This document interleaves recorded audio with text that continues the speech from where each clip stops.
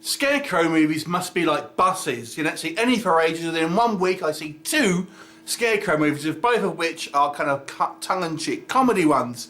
This one is called Return of the Scarecrow.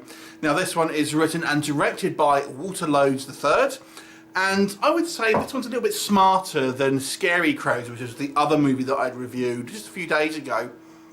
Anyway, this one starts like a typical kind of horror movie. You know, we have a group of kids going kind of camping in this kind of like wilderness somewhere. They're warned by the locals, etc. There's this legend to the Scarecrow, etc., and they end up getting killed pretty early on. But actually, it takes about 25 minutes, half an hour. So it's not like it's some quick intro. And there even is a kind of like a prologue and the smell as well. And then we kind of get another group of sort of teenagers in the kind of like the last hour. So this movie almost has like 2 sort of separate groups of teenagers that are kind of dealt with completely separately, which I thought was a kind of a funny, interesting concept.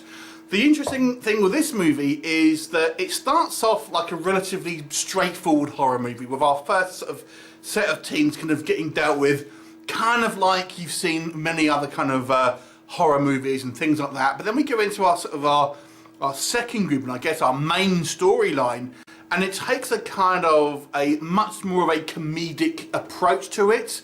And this is maybe what makes this film somewhat unique and have an original flavour, and it helps and detracts from the movie as a whole at the same time.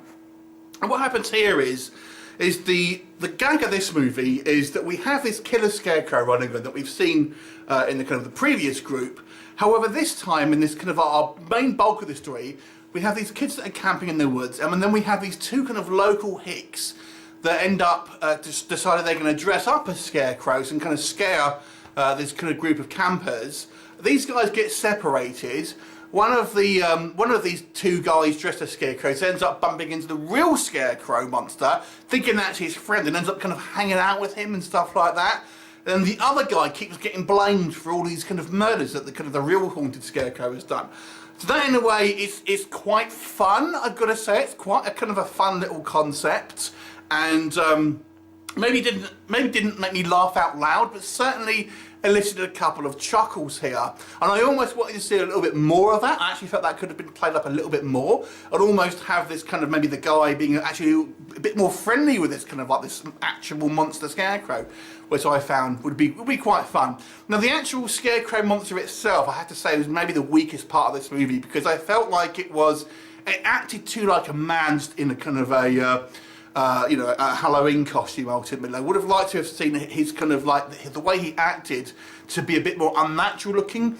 The way he kind of moves around, it simply seems like a guy in a kind of a costume. So it doesn't really seem that otherworldly, if that makes sense, and makes it not particularly scary.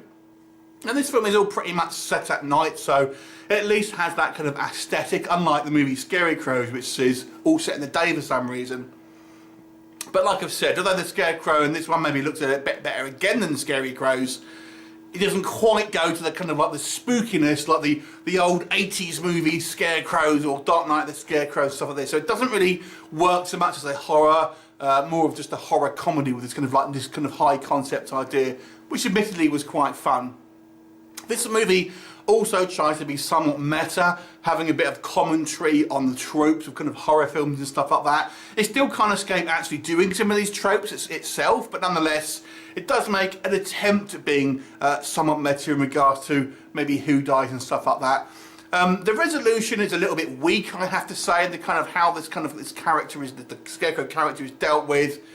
It is a little bit of a letdown, and the effects and stuff are kind of quite poor, as well as the actual kills just seem a little bit ridiculous. Bodies just seem to disappear and stuff like that, and it has some kind of logic issues, despite the fact that it's taking piss of movies that tend to have tropes and stuff like that. So it kind of is a victim of its own kind of like piss taking, so to speak.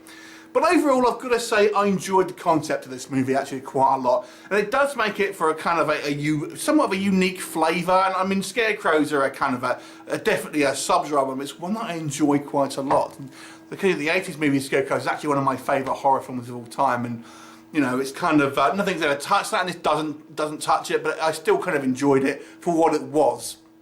So overall, if you're a fan of maybe horror comedies, but you're not expecting to laugh out loud and you're not expecting to be scared, but it isn't an entertaining film, then I'll maybe give this one a watch. So I'll give it an above average 6 out of 10. Have you seen it? What did you think of it? Leave me a comment and I'll look forward to seeing you next time. Bye for now.